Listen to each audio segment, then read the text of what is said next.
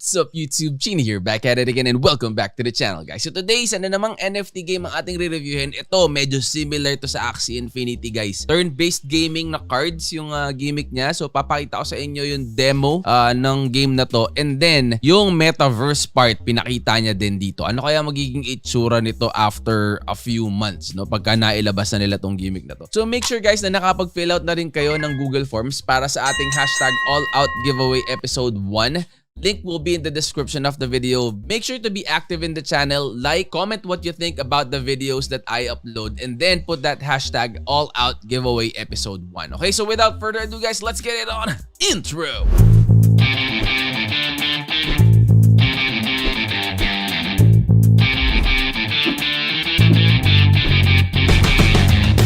Okay, so landing page ng Avania, link will be in the description of the video guys. Make sure din na i-check out and do your own research dito sa game na to. Parang ano siya guys, parang Axie Infinity, and maganda nga sa kanya, scholar friendly din siya. So ibig sabihin, pag kung mga nag-manager ka na or meron kang pampondo na makapag-create ka ng marami-raming teams, pwede mo siyang ipa-scholar, and yun nga, hawak mo yung account and then may account lang na pwedeng i-log in si scholar mo. Tapos yung mga kumbaga controls and everything, yung wallet na i-connect mo, ikaw na as a manager ang magse-setup noon. Okay? So ito na. Simulan natin yung mga ibang guys, like yung market, yung shop, hindi pa nila na yan, coming soon pa. Ayan, makikita ninyo. Pero yung gameplay niya, maganda nga dito, nakapaglabas na agad sila ng yung demo gameplay para at least hindi tayo nang huhula. Unlike yung mga ibang games na nakalabas na nga yung website, nakalabas na rin yung white paper, pero yung game kahit demo wala pa silang naipapakita, 'di ba? So ito, at least kumbaga meron na tayong idea kung ano yung pwede nating i-expect doon sa mismong gameplay niya. Okay? So yan, socials will be in the description of the video as well. Twitter, Telegram, Discord, Facebook. Ayan, nandyan yan. So, what is Avania? Avania is a game where you can earn a token by contributing your talent to the game, such as playing the game, awaken nexus, building community, supporting other players, supporting the game, etc. Avania will be placed to build the greatest gamify or gamify community through well-designed gameplay. So, yun yung ano niya. Parang ano kasi, para talaga siyang Axie Infinity. Nung sinubukan ko yung laro bago tayo nag-shoot nitong video na to.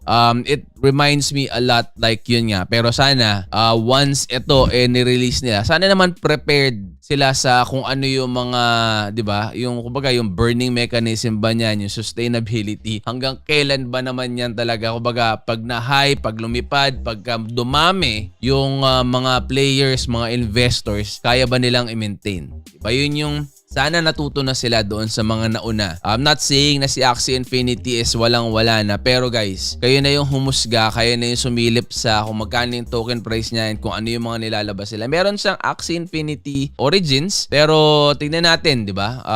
Does it kumbaga contribute kung ano man yung mga lacking doon sa original game niya. Pero ito, sana si Avania, sana naman, talagang kumbaga pangmatagalan na. Para hindi naman sayang yung effort natin. And hindi naman nalulugi yung mga nag-i-invest, lalo na medyo late na nag-i-invest, 'di ba? Ito yung ano, sana naman Avania, yung ating kulay ng font, wag mo naman ilapit. Kapag gray, pwede mong i-black na lang 'yan, o kung ibang kulay na contrasting naman. Kasi tingnan mo, binaon mo Paano naman makikita at mababasa 'yan? Ayan, pati itong sa paniki mo, paniki ba yan o daga?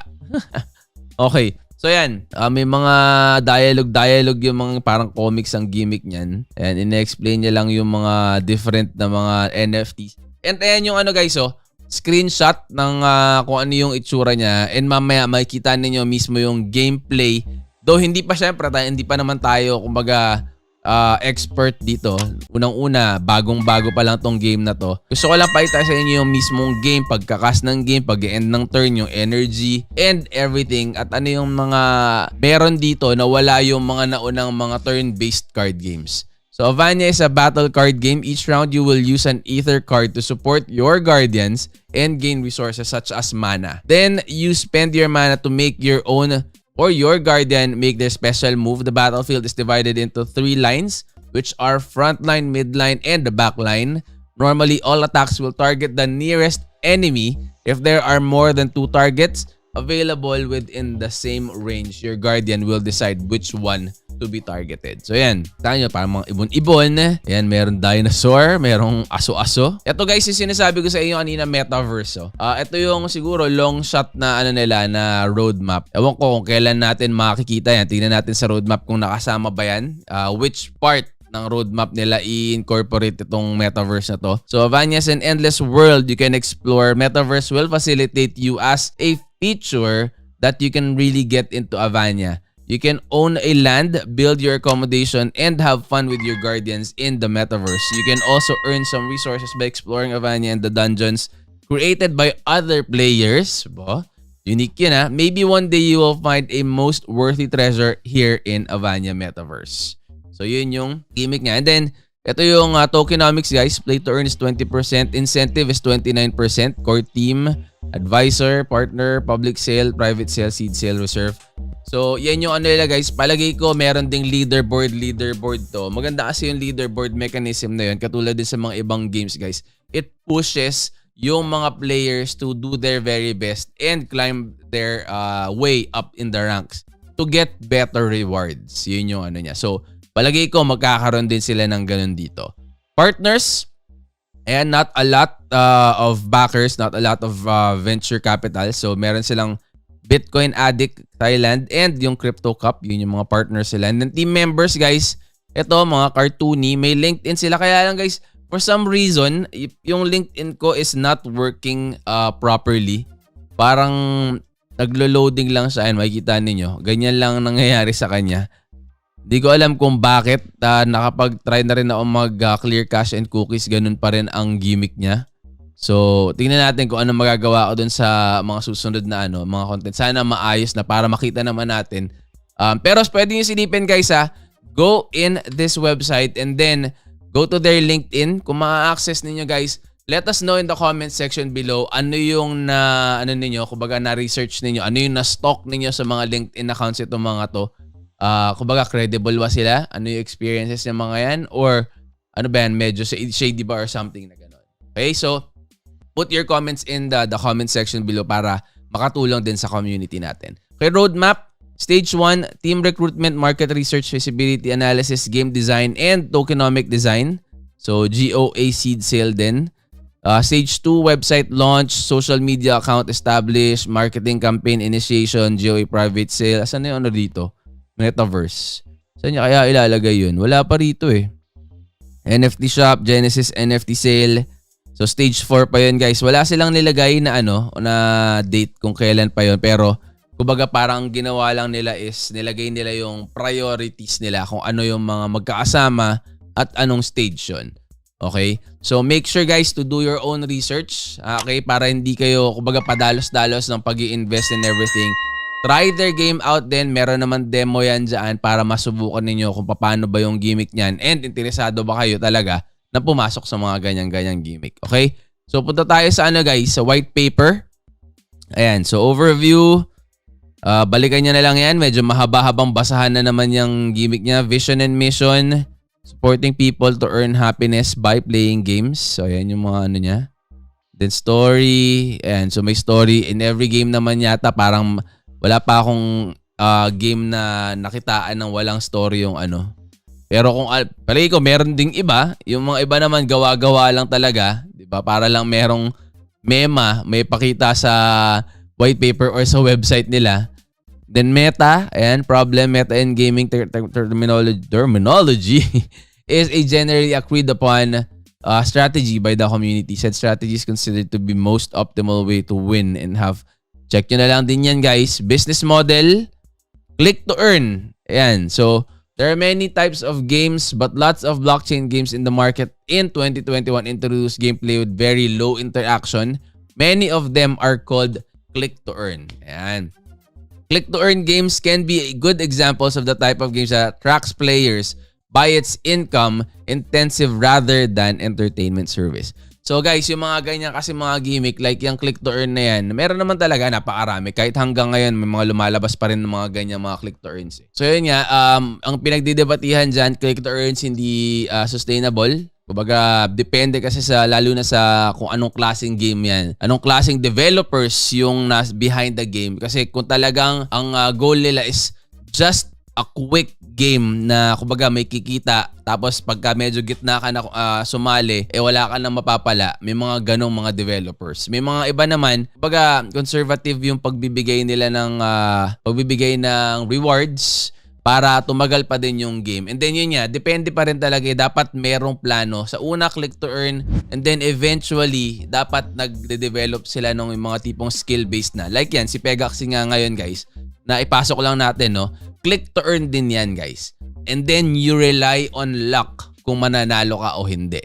Diba? Ganun sila. Kumbaga, hindi automatic at hindi guaranteed na pag kinlik mo at sumali ka sa race, may mapapala ka. Diba? Pero ang plano niyan is eventually maging skill-based daw. So, yun ang plano nila. Sana totoo. So, yun yung mga, kumbaga, yan, sinabi nila rito, yung problem is ganun nga. And the solution, we introduce easy to understand gameplay but yet have a high depth to master. Skill-based, guys. Okay? In our games, player can interact with our game and have fun unlike click-to-earn games that have less interaction. So, we also have integrated many mechanics to games such as element, attribute, ether card, and AoE, area of effect. Yan, unique yan, guys, etc. It makes sure that players have things to discover. So, diskartihan ang labanan dyan sa ano nila. Roadmap, ayan. So ito guys, meron pala silang roadmap dito oh. First NFT sale guys, so March 29. So very very soon na yan. Mark the dates, okay? Make sure to do your own research bago kayo pumasok sa mga ganyan, okay? So silipin nyo muna, okay ba to? Okay ba yung kompleto ba yung background and maayos ba yung background or credentials ng mga developers? So yan, and then second NFT sale is April 2nd or 5th, 2022. PGE or yung token generation event nila will be April 12, 2022. Pre-sale ng token is April 7. Pala, ayan. Tapos Launchpad April 8 to 11, 2022. And then, ayan guys, full game release. Ito magandang So, May 15, 2020. Napakalapit na nun Less than a month na yun guys. May 15, 2022. Full game release na. So, April 30th testnet. Yun ang nila. So guys, make sure to do your own research. Check them out. Siyempre, di ba? Hindi ko rin naman ini-encourage kayo na bigla na lang kayo mag-invest just because you watch this video. I will put all the socials. Tignan ninyo, salihan ninyo yung mga social media platforms nila para malaman ninyo ano ba yung temperature ng mga tao dyan and legit ba tong project or hindi. Diba? Yun ang natin. Yun ang gusto nating malaman before we even start pending money na talagang pinaghirapan natin. So complete milestones yan, yung recruitment, yada. Ayan, dami nang na-complete nila dyan. Let's go and head on to the gameplay itself. Okay, so dito guys, sa website nila, punta lang kayo dito sa game. Ayan, sa game. And then log in. Pag na-log in na ninyo, pwede na kayong dyan guys. Kasi ako nag-create ako ng bagong information dito. So lalagay niyo yung email address ninyo and then yung password na gusto niyo for that. So pag may scholar kayo, pwede ninyong ibigay yung credentials na yon. Okay, so yung email address and then yung password para doon, para ma-access nila doon sa device nila and makapaglaro sila para sa inyo. Okay? So yan. And then, ito yung download guys. Pwede ninyo i-download dyan yung game. Or, dito. Pwede dito. Then, you just install it. Pagkatapos yung install, ayan, may sound effects pa siya. So, ayan. Okay. So, dito ilalagay natin yung ating game ID. So, yung email address. Okay. So, yan. Ito yung parang pinaka-lobby guys nung demo. And then dito sa demo nila guys, baga adventure lang ang gumagana. So, hindi lahat-lahat, hindi pa lahat-lahat fully functional. So, yan. Social, pwede mo pero hindi, baga, wala pang pinupuntahan kahit i-click mo yan. Okay, so, yan na natin. Click natin yung adventure. And then, ito yung positioning. Sinasabi niyang may front, middle, and then back. So, kunyari, ito lagay natin sa likod. Ito sa harap. And then, ito sa may bandang gitna. Sa likod na, wala siya kanina. Sorry. Ito lagay natin sa bandang likod. Yan. Okay, so continue. Ito yung sinasabi lang ether card guys. Ayan So, meron siyang kumbaga cost kung gusto ninyong ito yung energy, pinaka-energy ninyo. Then, kunyari, confirm muna natin yan. ito muna. Feel the power ang anuhin natin. So yan, makikita ninyo guys, lumalabas yung mga cards, di ba? Tapos ito yung power mo or energy, di ba? Patingin ko familiar na kayo sa mga ganyang mga gimmick guys eh. So kunyari, ito. Ay, wag ito. Ito na lang. Ito. Ayan, oh. So, nakakakas na siya doon. Then, enter. Ayan, makikita niya nag-0 to kasi nga, meron kayong kinast. Ayan, oh. Diba? So, ayan. Okay, so nag-heal ang gimmick niya. Diba? So, sa tingin ko naman guys, sa mga naglalaro na ng mga ano dito, ng mga ganitong mga card games, eh hindi naman na kayo may hirapan na mag-adapt dito sa mga ganitong games. Kasi, ayan, oh. Diba? Siyempre, kailangan nyo pa ding ma-familiarize kung paano laruin yung mga ganitong games.